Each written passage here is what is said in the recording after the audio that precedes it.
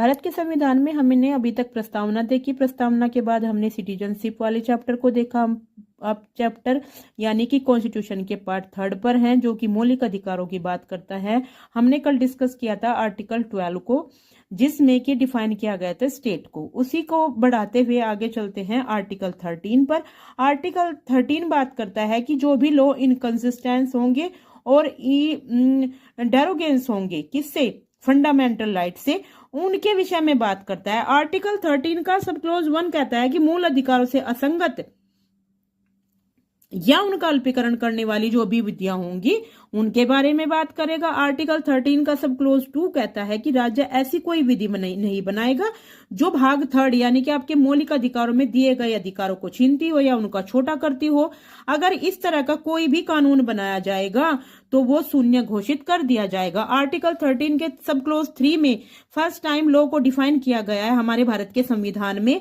ये कह रहा है कि ये सभी जो जो इसमें बताई गई हैं वो सभी क्या रहेंगे, लॉ की डेफिनेशन में आएंगे। यानी कि कोई ऑर्डिनेंस, कोई order, by law, rule, regulation, notification, कोई कस्टम और कोई यूजेस, ये सभी क्या होंगे, ये सभी के सभी लॉ होंगे।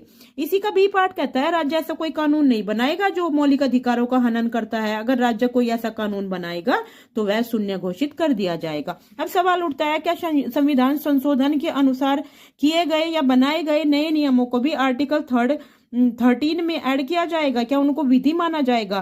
तो 1951 में हमारे सामने केस आता है शंकरी प्रसाद वर्सेस यूनियन ऑफ इंडिया। इसमें कहा गया है, सुप्रीम कोर्ट की जजमेंट थी ये, कि उन्होंने कहा है कि वो सभी लॉ जो आर्टिकल 368 जो कि आपके कॉन्स्टिट्यूशन में अमेंडमेंट की बात करता है के द्वारा बनाए गए हैं, वो आर्टिकल 13 के विधि शब्द की परिभाषा में नहीं आएंगे।